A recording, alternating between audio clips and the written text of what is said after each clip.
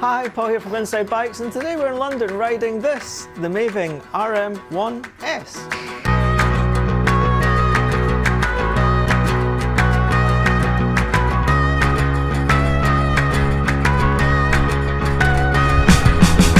Now, you may not have heard of Maving. It's a relatively new company, very interesting company, despite the slightly Dutch-sounding name. Actually, British, based in Coventry. These bikes made in Coventry, and they are electric commuter motorcycles. Now, we've reviewed the original RM1 on the channel a couple of years ago when it launched, and this bike is a result of customer feedback. So it's got a few little differences, and although it might not look significantly different, there's quite a lot of engineering differences underneath the skin. Now, the biggest difference is that it's got more power, which means more speed, and that is something that Maving's original customers told them that they wanted. Now, the original bike had a top speed about 45 miles an hour, which was great around these sort of London streets.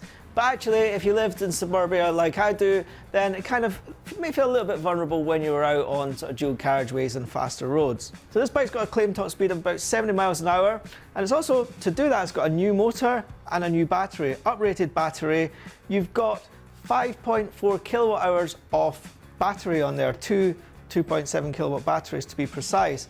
And it's really important for Maving to keep a removable battery, and that's a challenge, is to make a big enough battery that's actually removable. So there's a lot of clever engineering gone into that. It's not just that they've sort of chucked more batteries into it. You can take the batteries out and you can charge them off board. So if you're in a house, in a flat, you can take it off board. But different on this bike, and not about customer feedback, is that you can now charge this with the batteries on board. So you can plug it into the wall socket, and you can plug it in without the hassle of taking the batteries out. Now, the placing on the battery is a little bit different on this bike.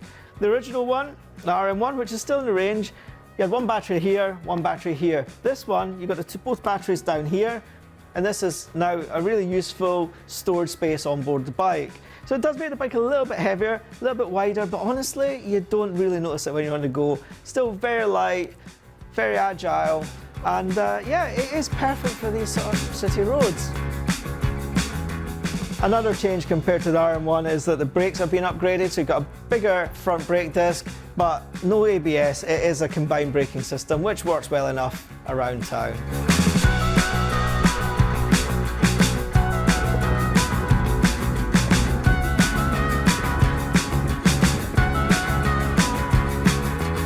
It's a really interesting story with Maving. The guys there, they went to China, where these sort of bikes are quite popular, but more sort of, let's say, bland, more utilitarian bikes.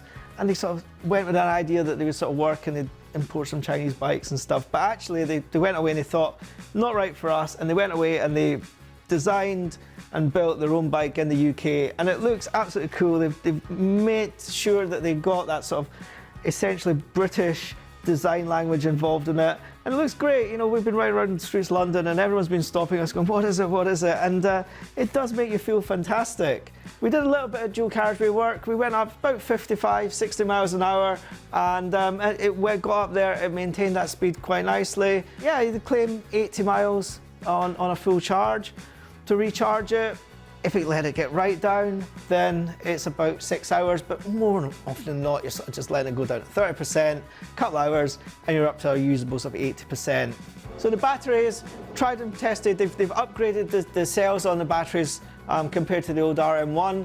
Made by LG, they're automotive grade cells, so should be durable, should release a lot more power. The motor itself is new, it looks similar, hub mounted in the rear wheel. It's got a continuous power rating of 7 kilowatts and a peak power of just over 10 kilowatts, so you can get that in short bursts. And what that means is learner legal, so you don't have to have a full license to ride it. You can do your A1 license, or what most people will do is do their CVT and they'll be able to ride it around on L plates.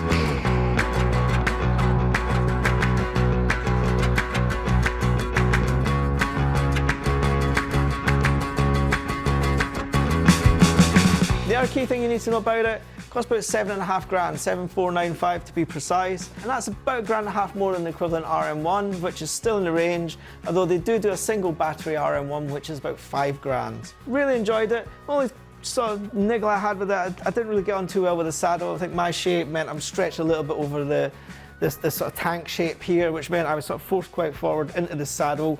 But we did do an enormous amount of riding here compared to what the majority of commuters will do. You know, we've been riding pretty much sort of 5-6 hours in the saddle, and to be honest, we've not even used half the battery up. So, you know, I think if you are going to be commuting in this, doing a little bit of work from the suburbs, you're not going to have to charge it up every day. You know, I'd be happy to sort of commute 20, 30 miles on this easily. And yeah, it's another great job. It's a really interesting company, really interesting product. I think it's a natural evolution for these guys, and I can't wait to see what they've got coming up next. Thanks for watching. Till next time, see you then.